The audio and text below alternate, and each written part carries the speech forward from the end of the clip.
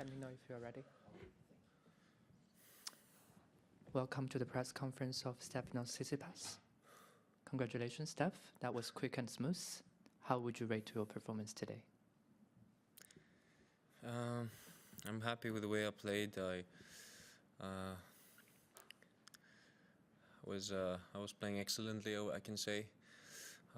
Wasn't giving him away too many points with unforced errors, and I would call them maybe silly mistakes. So I was able to maintain that level throughout the entire match. Very high intensity play with very good shot making from both backhand and forehand.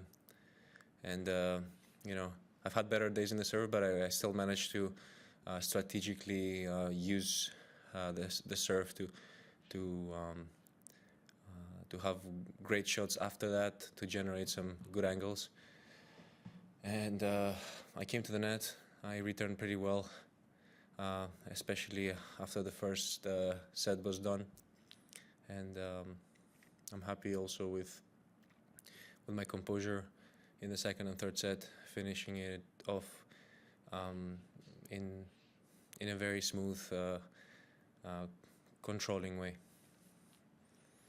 Thank you for the summary. We'll open the questions to the floor. Any questions in English? English, okay. Congratulations. How important is it to win matches easily early in the tournament? Do you feel it helps you save your energy for when it gets serious later in the tournament?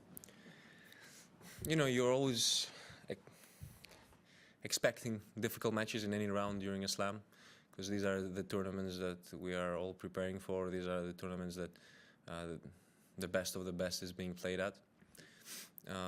For me, it is important to have some matches. If they happen to come in any stage during a Grand Slam, it could be an advantage, I would say, and not having to spend more time on court than your opponents. So, of course, sure, economizing on energy, economizing on attention and focus and the energy that it takes for you to put out there when you play. I will take it. A win. It is an important win, and perhaps I can maybe use that time that I would have expected, let's say, for practice. And what did you make of your opponent tonight? Did you know much about him coming into the match? I didn't know much about him, but I overheard that he played against Rafa recently, the US Open, if I'm not wrong. Yeah, I think you could be right, yeah. Yeah, and I heard he, went pretty close in one of the sets against him. So I was expecting, good level of tennis, and he did come up with some really good shots in the beginning, coming in the net, serving pretty well, I would say, in the beginning. But that consistency didn't last very long, I would say.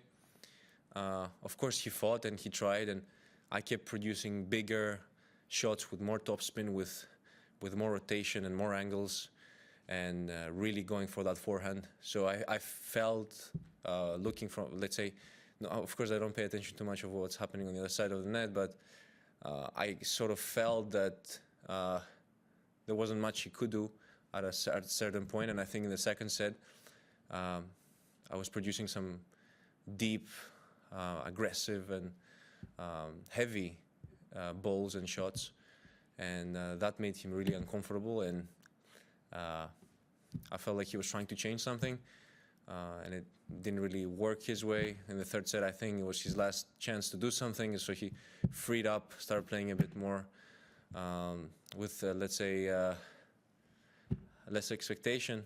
He had a few good first games, but my level was still there, and I had a great rhythm that I generated from previous sets and games. Yeah, just one more from me. With all the attention that's been on Djokovic this year for obvious reasons for this tournament, and Rafa as well, do you feel like you're flying under the radar a little bit? Well, when I see two of you guys here tonight, maybe. Yeah, yes. I mean, I don't mind it. It's fine. it's better having like a quiet environment here than rather than have like the whole how do you call that? Is it like a media? It's press conference, but how do you call this room? I'm trying to find the right word for it. Auditorium? Theatre? Auditory? Yeah, auditorium. Auditory, yeah. It's fine. It's just like we're friends or something. Just having a conversation. Thank you. We'll move to the native language.